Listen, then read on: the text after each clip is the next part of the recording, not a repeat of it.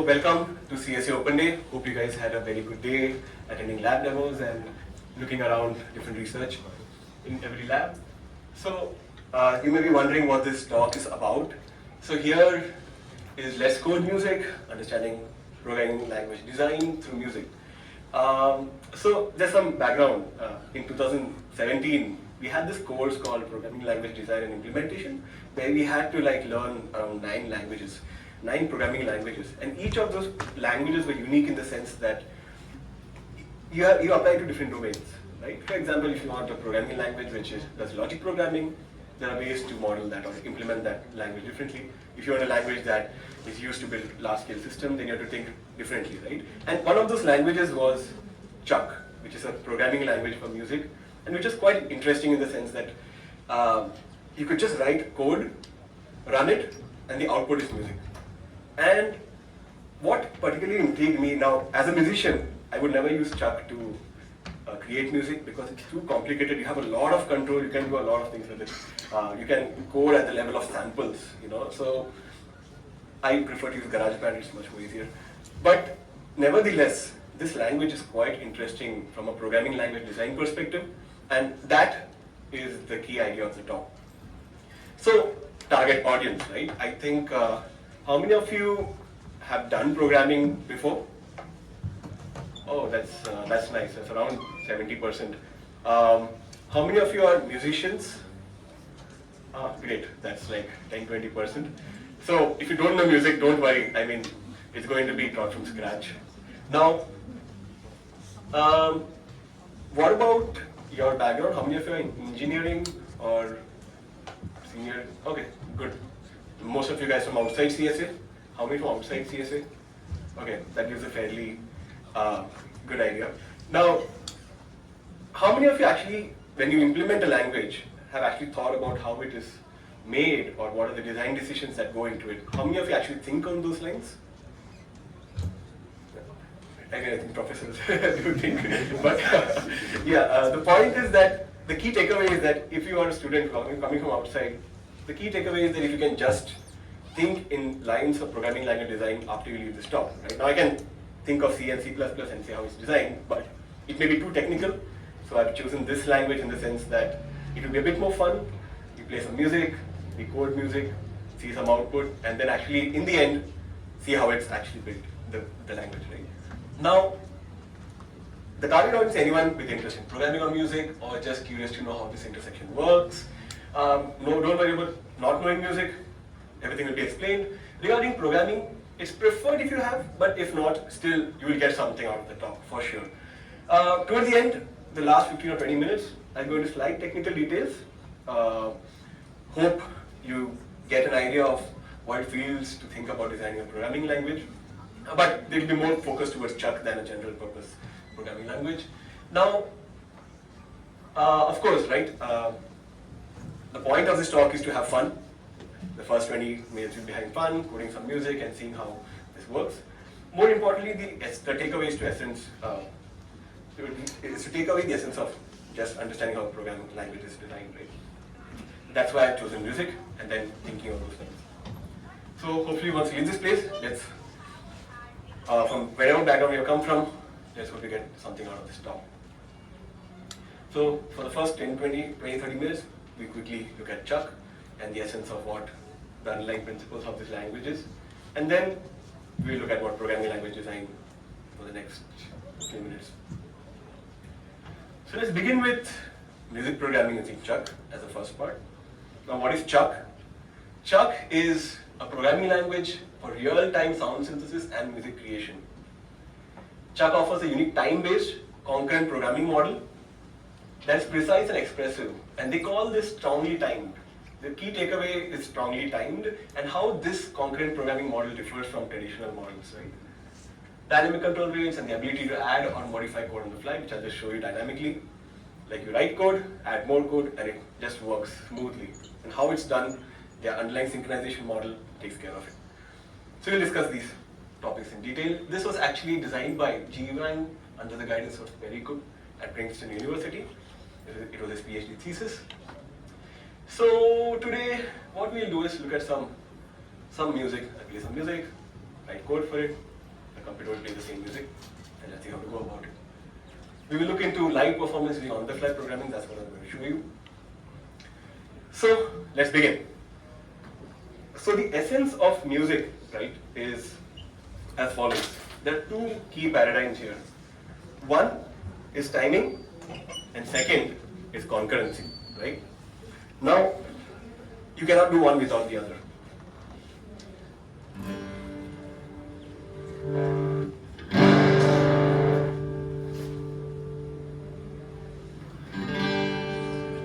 So, if you have, say, you want to write code for something, say you want to create some music, right?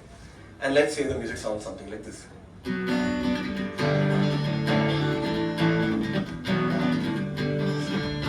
let's say you have another program that does something like this, right? This is just basic beats. Now, if you combine both, how should it sound? It should sound something like this, right? So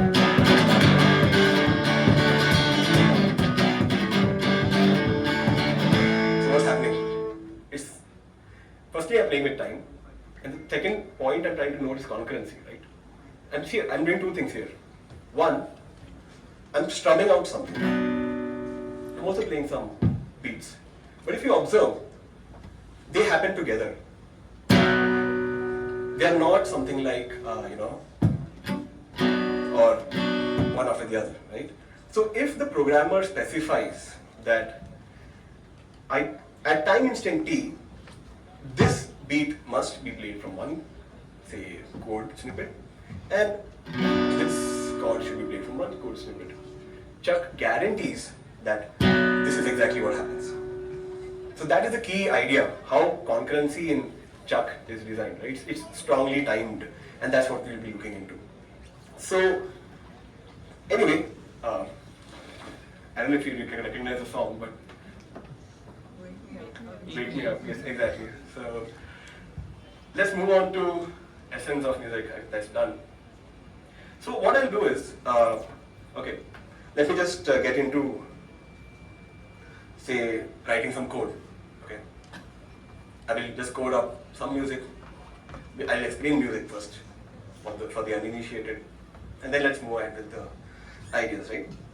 So there are a lot of points here. You have unit generators, data flow, granularity, basic timing concurrency, what samples are.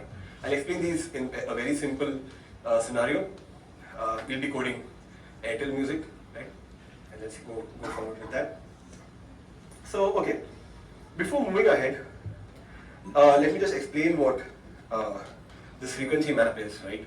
You need some of these ideas. You just do some basic coding in this, right? So let's say you have the guitar, right? You have something known as frets. Let's call this fret 1, 2, 3, right? These partitions here, right? 1, 2, 3, 4, 5, 6, so on. Now each of these strings, you have 6 strings. 1, 2, 3, 4, 5, and 6. Now if I say play the first fret, the first string on the first fret, right? What do I get? This is the first string, this is the first fret. Think of it as a matrix, right? And you play something like, can you hear? I think so. Right? You play something like this, right? Now that's exactly what this map is. But from a physics perspective, each of those notes have a frequency, and it's set in stone, right? For example, if you go on to the first string and the 4th fret, that is the G sharp note. I won't get into the details of theory, but the frequency of that note is 415 hertz, right? So if I have to play something like this,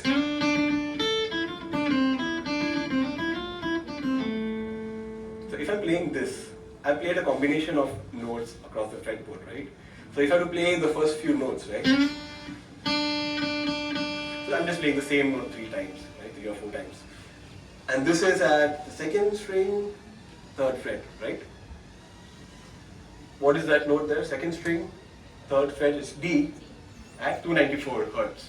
I just want you to keep remember 2 notes for the sake of it. Then I play something like the 2nd note. The 2nd different note that I'm playing is on the 1, 2, 3, 4, 5, 5th fret and the 4th string, right? Which is of the A note of 440 hertz. So let's keep these 2 frequencies in mind for now. and let's try to code up something. Okay?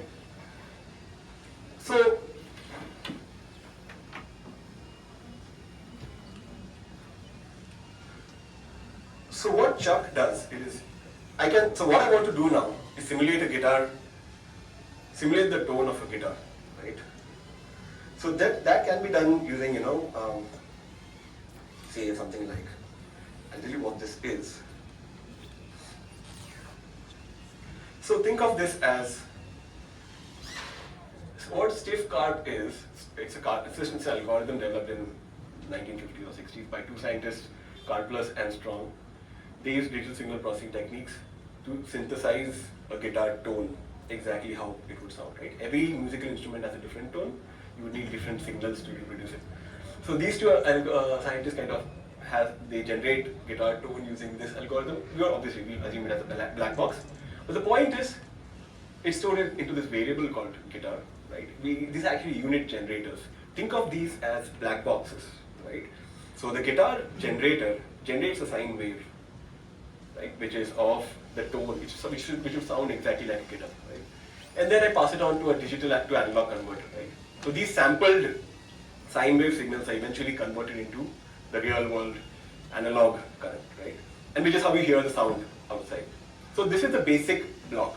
Now, obviously you can do a lot of things with this. I'll come to that in a second. But for now, just keep in mind, this guitar is exactly the tone of the guitar that you have, using the Karplus-Strong algorithm. Now, what would I do is, I can do stuff like, say, guitar dot frequency, right? I can say, what is the first frequency that we wanted? 294 Hertz, right? That was what I wanted, right? And then I would say something like, if I don't do this, the guitar sound would not be played. I can say note on, right?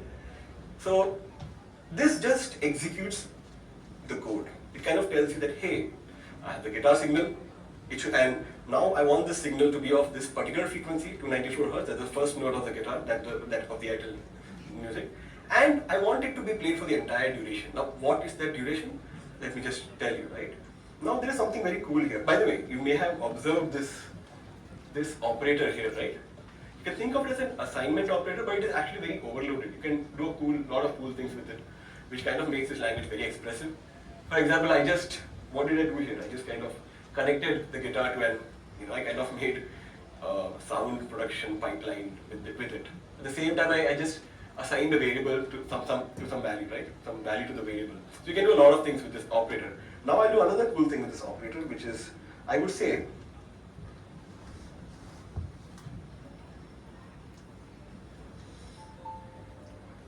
now this is the cool thing here. This is the essence of what Chuck is, right? You have the ability to control time. Time is a first-class object of this language. By first-class object means I can actually take time and manipulate it and do whatever the hell I want with it. For example, what this tells me, this now is a global variable, okay?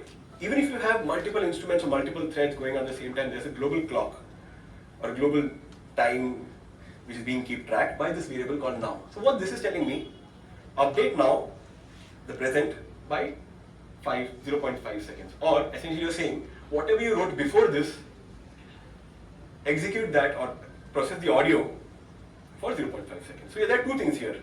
One is you're executing the code, and second you're producing the audio, right? So let's see how this sounds. Let me just run this out. So this is openday23.ck. .ck is the extension.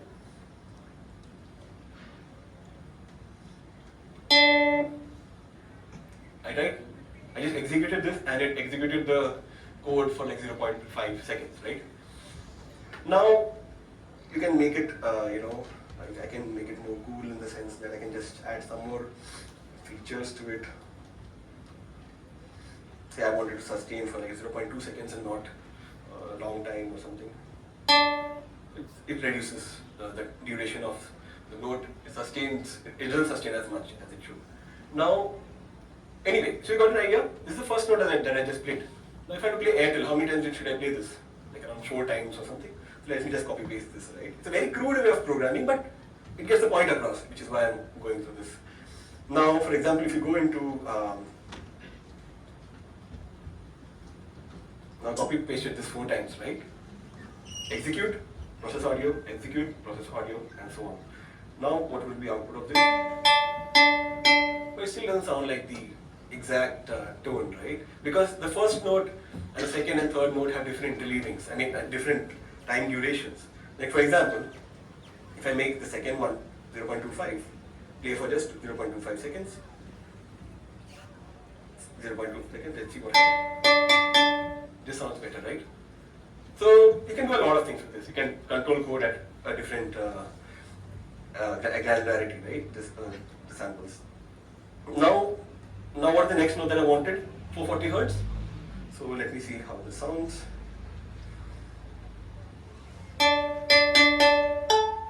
Cool. So now I can do this in a loop and add while and do whatever I want with that, right? Now the thing is, anyway, I have the code for this. Let me just bring one more point across, which I just copy paste the code because everything's best that way. So here I have some parameters, right? Let me just copy paste that here. So that means yeah. Now is a special variable. Yeah. The name is important. Yes, that is important. It's a designated variable now. It is used globally across the virtual machine and across the thread. We have a global virtual machine version of now and thread local versions of now. So it doesn't differ by much. So, yeah. So, one more question. The yeah. name is important. That name only. The name is important. Yes. One more question. Because much of this you can actually get from the notation that one puts. So can't one have a higher level language? Yes, there are many languages which kind of abstract out a lot of details, and which is why I said I prefer that. In the sense, I don't want to go into this level of granularity, right? But the point is that Chuck offers a lot of flexibility. You know, somebody actually took a table, added some sensors, and they did something. You touch it and you get music out of it, and they use Chuck to program it at that level of granularity. You can do a lot of cool things with it, right? So it's not very traditional in that sense. It just gives you a lot of control. That's the point I'm trying to make. And that's exactly what I'm showing you here, right? I'm just manipulating every small thing here. Anyway, now, yeah, so what I'm going to do here is, so just this one thing I want to talk about here is this thing here. What I did now is take the guitar signal, pass it through a low pass filter, add some reverb. Reverb is the sound that you have, right? I mean, every room has a different kind of reverb. It gives you a different sound quality, right? And then you pass it through a digital to analog converter, right? Now let's see how this sounds. It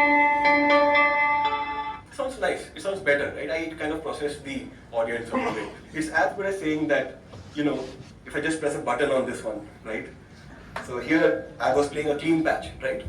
So if I just suppose play something like, this is a clean patch. And if I just press a button here, you have a proper analog processor inside which kind of, you know, changes it to a distortion, right?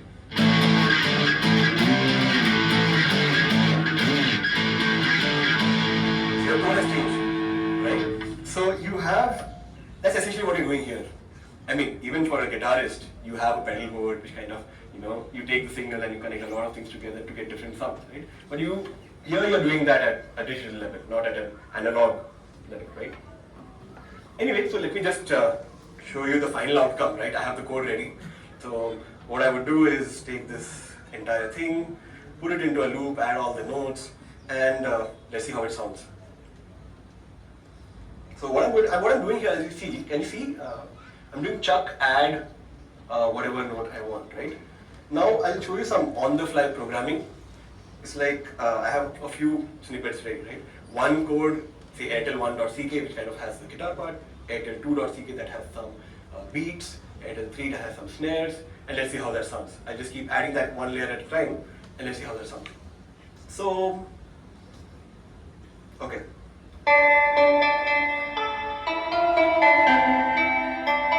This is the first part, right?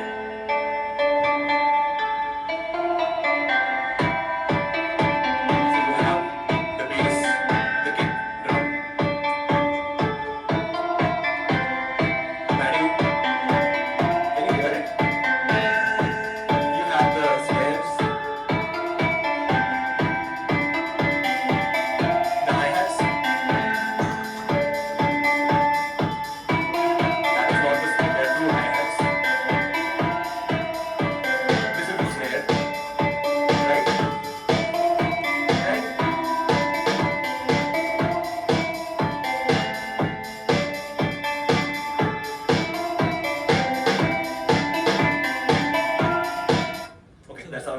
question. Yeah. Just for the concurrency. Yeah. You're starting this at various times. I'm coming to that. Now is the one that. No, it doesn't, right? So now that is something I've hidden, which I'm going to come towards now. Now I'm going to remove one line from each part in the thread, and I'll show you how messy it sounds, okay? And I'll see why that is needed. Because each thread, each code runs at different time. I'm just starting at it arbitrarily, right?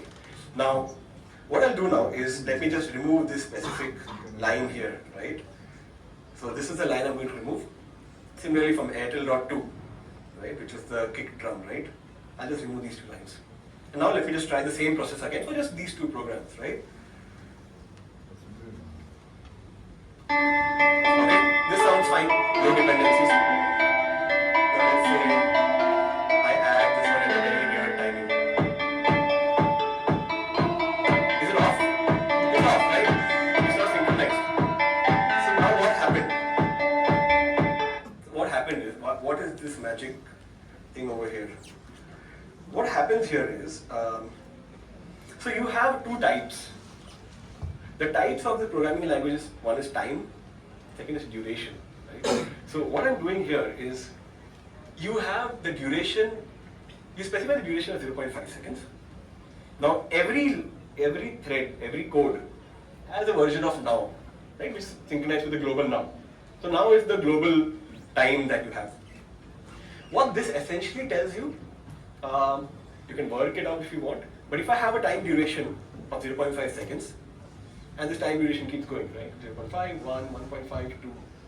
And if I start any code, right, any new code at some point in between, it will not start it right away. It will wait until the duration, 0.5 seconds, is completed, and then it would start. That's essentially what it does. You can just work it out. If you have 0.5, suppose 0.5 is the value of t, and you start it at 0.2, right? 0.2 mod 0.5 is 0.2. 0.5 minus 0.2 is 0.3. So it will wait for the remaining 0.3 seconds, and then it would start. And if this is the key thing that kind of ensures concurrency and synchronization across all the threads. Now, I think you got an idea by now about how these things work. T is common to all the threads. No, t is a local variable, but you're waiting for now. Now is the one that is common to all, right? So that is the key idea here as to why this is synchronous, right? Yeah. Ultimately, though, it is sequential in the hardware. Yes. Eventually, Yes. the Yes. signals that go. But Yeah. what's that small amount? We won't be able to distinguish that. Is that So it's like okay. So you have the notion of time, right? The smallest unit. If I divide this time finally, right? The smallest unit is a sample. Chuck ensures concurrency at the sample level. For example, at the first sample, whatever second it may be, right? Assume you have 3 threads. And as I mentioned, right, the programmer mentions that, hey, at this point in time, T1 thread, the program 1 should play something, program 2 should play something, program 3 should play something. The scheduler kind of waits for the data from all of them. Once it only gets that, it kind of moves ahead and plays the music. And that is the key thing. Like, okay, if you have a lot of processing and audio processing, it would be very slow. It can be. But Chuck's guarantee is that you play that on time, right? It's fine if it's slow, it's fine if it's not real time, but the guarantee that it gives you is sample synchronous. Right? That's the idea here. Now, yes, the yeah. question was you can produce sounds only sequentially, right? I mean, maybe there's one speaker and you can only give it at one instant. You can give it one tone. Yes. Or one frequency. Right. So if you have 2 threads, then No, but that one tone, right? What did I do? I played it for 0.5 seconds, right? And that 0.5 seconds is divided into samples. And if you have multiple threads, they have this queue where you wait for each of those threads to reach that particular point in time, and then you collect the data and then you play them together. That's essentially. you can play them together. Yeah, if you have multiple threads and if you program it in this way, that I want it to be played together, right? That's what you're doing here, right? Then it will do it. But if you don't, it won't. So that's the kind of granularity that you have with Chuck. Yeah. So why do you pass it through a low pass filter here? Like, So low pass filter, this allows only the low frequencies, right? Yeah. So I don't hear any differences in the frequency when you played it before and when you pass it through a low pass filter. To be very honest, I don't remember why I did that. Because I did this many years back, and I honestly can't remember that. So even if I put it in a high pass filter, band pass filter, it won't make a difference. We should try that out. But you have those options though. Yeah. I'm sorry, I really don't know about that. So, yeah, I think but you got the gist of this, right? So, okay, so I think you got an idea of this. Fine. So this is what some people kind of have this on-the-fly line programming where what I just showed you was everything that's already coded up, right? People actually write code dynamically while existing code is being run and keep pushing pieces of code. And then Chuck has the capability to kind of keep playing them, collect them and play, right? So I mean, there's another interesting thing. I think this Tower of Hanoi problem. If you're aware of it, you start off with this three. You start off with a descending sequence, and you want to shift it from A to C, right? And I think I don't get into the algorithm of that. But have you ever wondered how it sounds like? So let's see how Tower of Hanoi sounds like. So it's just something again very different, right? So you have the code for that. So this is the Tower of Hanoi code. I mean, I won't get into details, which kind of takes n-1 stats and uses what is that thing? That tower to kind of shift from tower A to tower C using tower B, and so on, right? But this is the code here. Now, if I run this code without any music, it just takes peg1. It just tells you it takes peg1, plays it to something else, and so on. But let me just play something. So if in Hanoi++, right, here you added some, if you observe, in between the code you have a lot of things going on, some kick drum and a lot of music has been infused into the code. So let's see, as you take a stat from one place to another, some music would play, and let's see how this sounds like, right? Okay.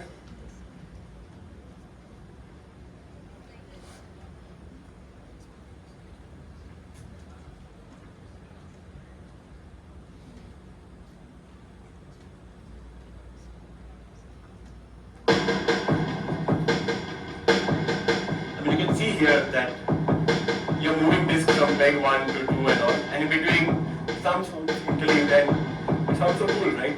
Because Chuck is a programming language, you can actually use it to solve algorithms and maybe just do some random things that I don't know why you would do it, but just do it.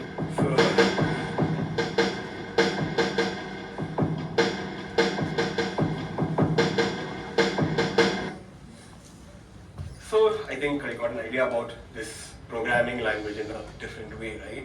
I mean, so okay, let's get into, I don't know how much time I have, but let's quickly try to run you through. So we understood some concepts, right? We understood what is actually happening in the background. I think most of you got a fair idea of this sample synchronous and concurrency nature that Chuck has. So I'll quickly try to go through an idea of, quickly into a language perspective.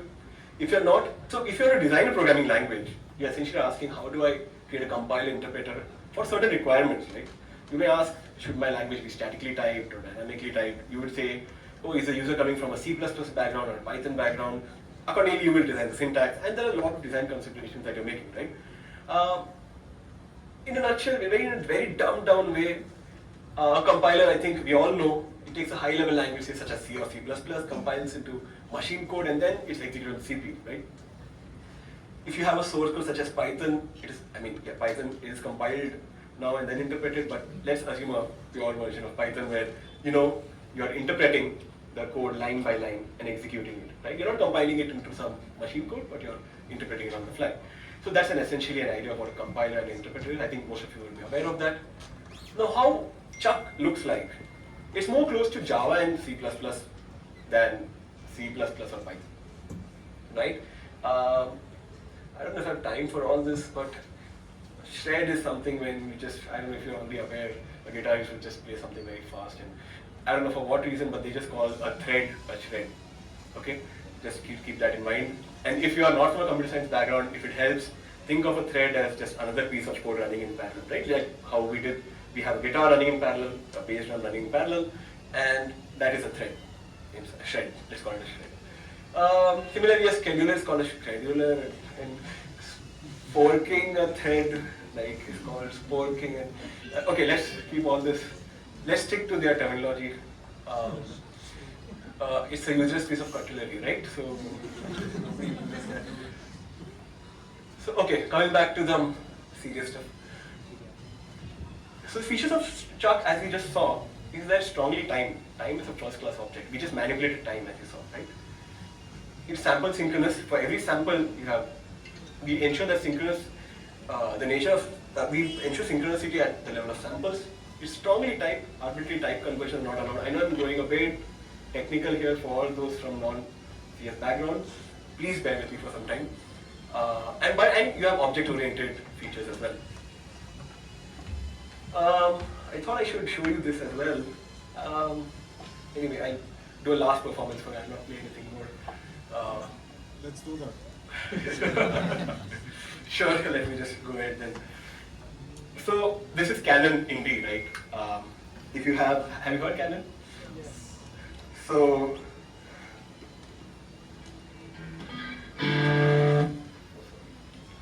it's that different filter. So here, if you observe, you'll see two things going on in parallel, right? And it's up to you to tell me what those two things are. So let's see.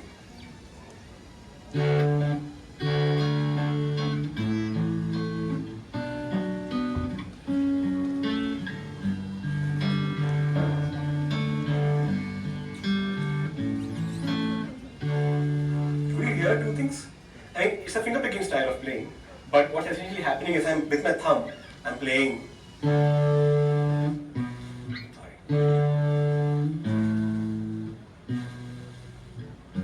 I'm playing the bass, a bass guitar, it's actually a different instrument, right? And here I'm just doing something. So you have two things going on parallel. So you can actually use this to, if you look at the code, actually yes, I think I should show you the code because it wouldn't be complete without it. If you look at the code for Canon, you have a lot of things. I think this is the right way to write code. What I did was just very noob level. So if you look at you have a lot of things going on here. Here, if you see, you have connected a lot of things. Right? You have chucked into the unit generator that I called, right? You generate signals. Process them in different ways. It's called a unit generation graph, right? The bass guitar is passed into something. I don't know what this is. There are a lot of things, options that you have to do programming here.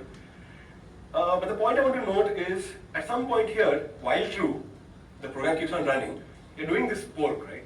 Play melody. You're forking out a new program, right? And what play melody does, it plays a different play melody.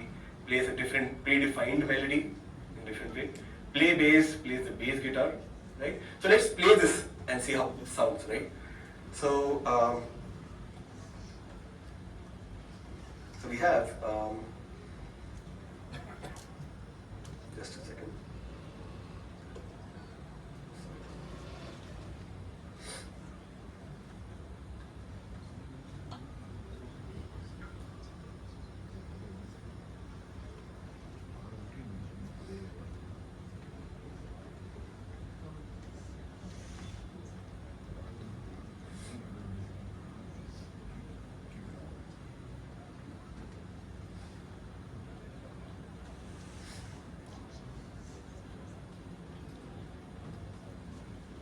So I'll actually add all of these different pieces together at once.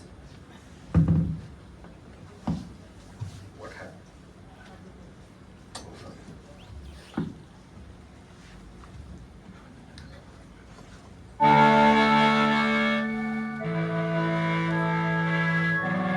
How many threads can you observe here? How many? 3 or 2? 3, right? You have a violin playing, you have a bass guitar playing, and you have a keyboard playing. So 3 things are going on in parallel, right? So this is how you can use Pod to spawn programs and do a lot of things. I have not written that code, I've gotten it from the net. So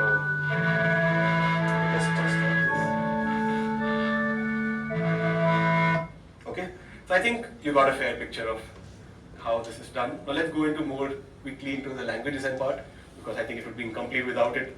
So what you do here is you have major language design goals. The major language design goals for Chuck is to specify both high and low level operations in time, right? I mean, we just specified using time, move time by some seconds, right? You could actually go at the level of samples and play around with it, right? It's a basic unit of time.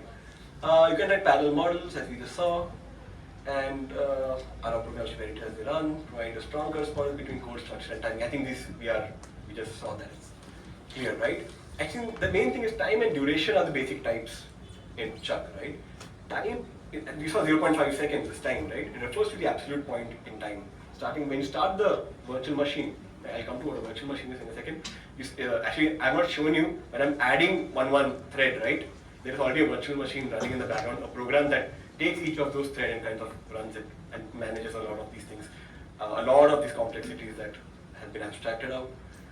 So here you have time that represents an absolute point in time, duration represents some seconds. As you just saw, you could add durations to some time and play around with it, right? And add that to now, for example. So this, I think we just saw that now is a special variable of type time. It holds the current Chuck time at the time of read, as I think you asked. The side effect of modifying now, I think this is a key concept, as I mentioned. The moment you say you're modifying now, the thread is suspended.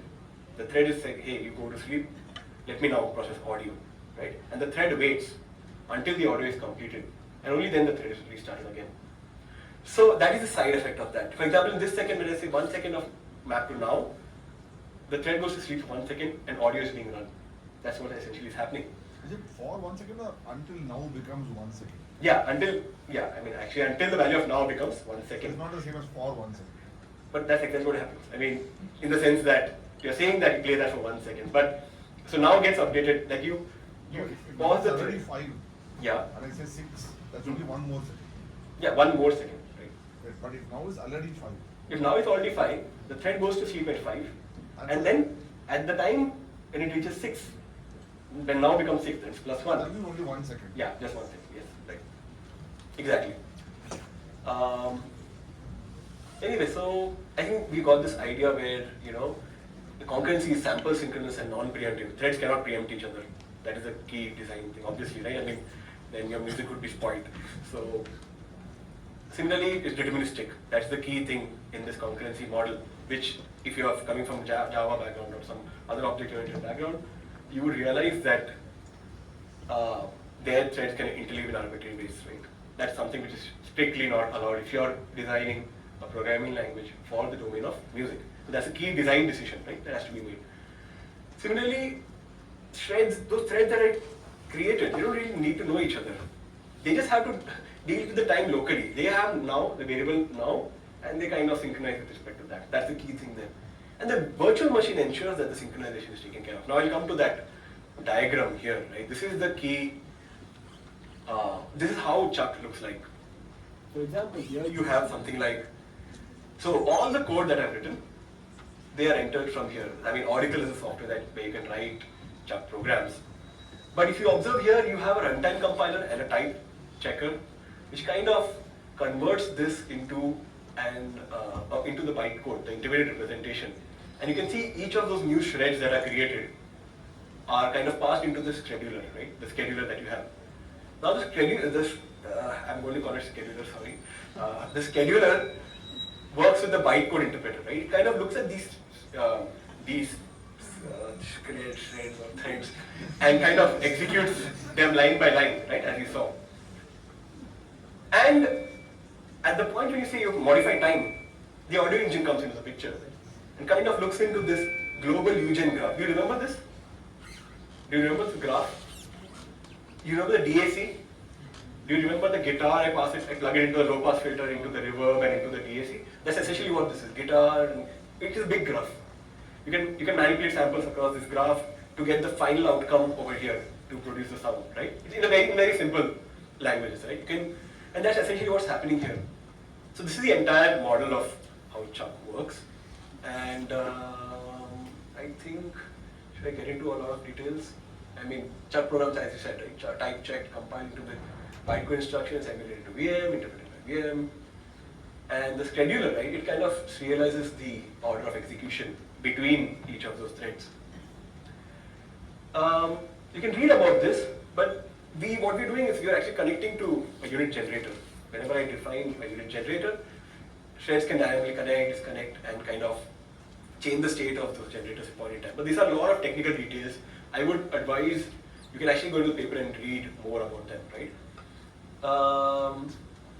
Anyway, I think, I don't know if I should go into these, but it is strongly typed, as I said, but not statically typed. Strongly typed means arbitrary type conversions are not allowed.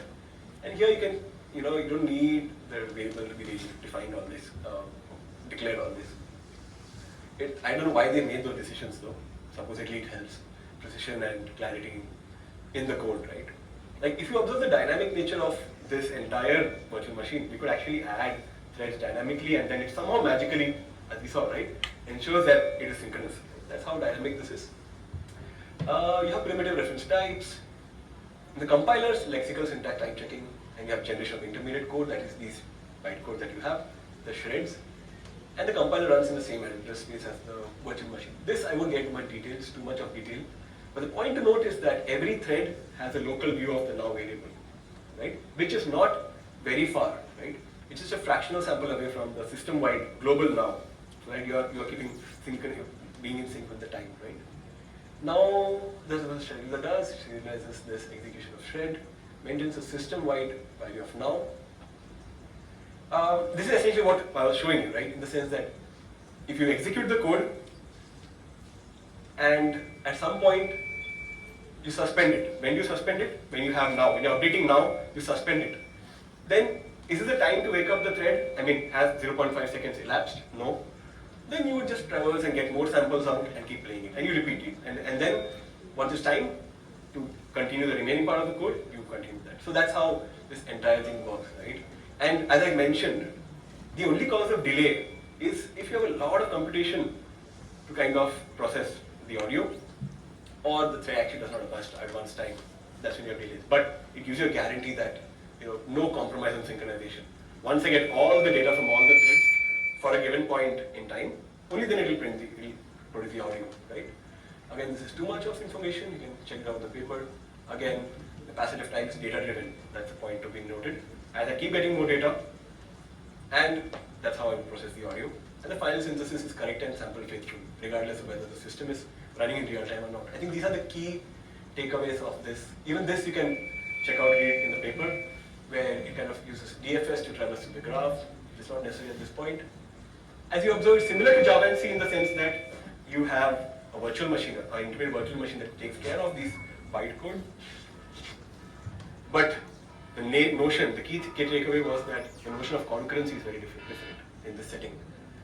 You can read papers for Chuck, and you can just play around with this if you have an idea.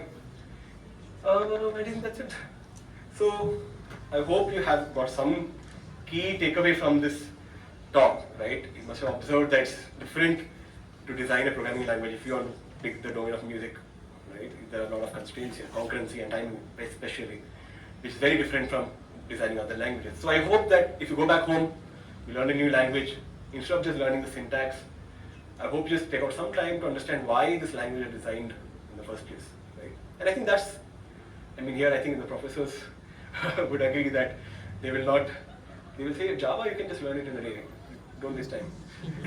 So that's how we enter. When we enter IISc, we're like, man, we need time to learn, we need 1-2 weeks to learn Java. No, sorry, you can learn that in a day. That's not the point of coming into CSA and doing an MTech, right? So anyway, so I think that's the end of the talk. So I just performed something for you guys before leaving. And okay, let's.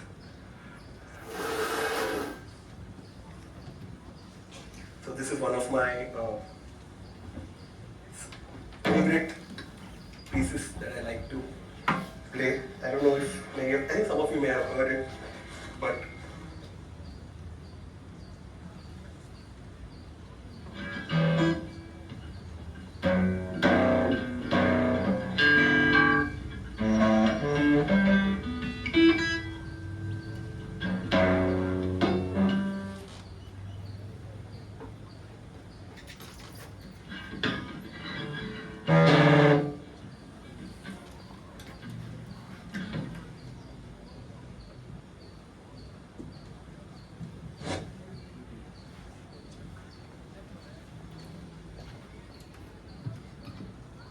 So I just.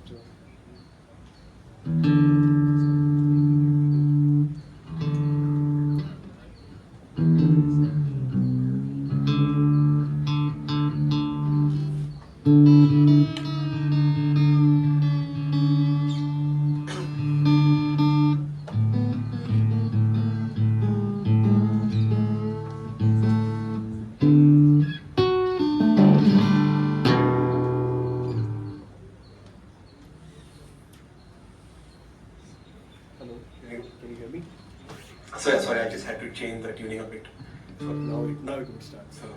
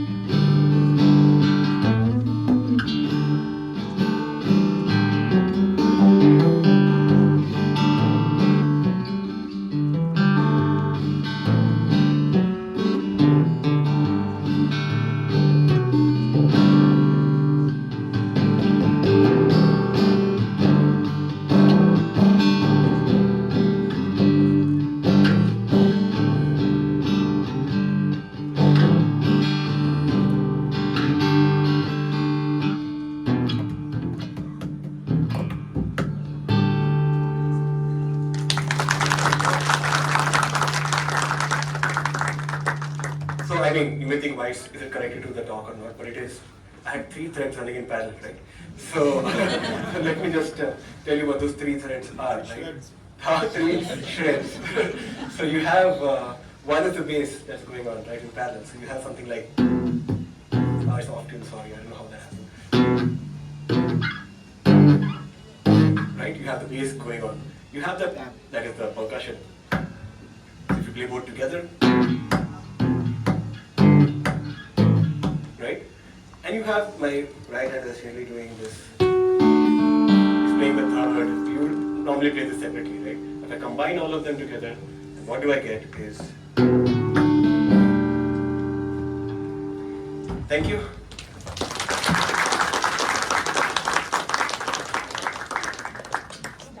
Yeah. Yeah. Are they 3 together, right? Yeah.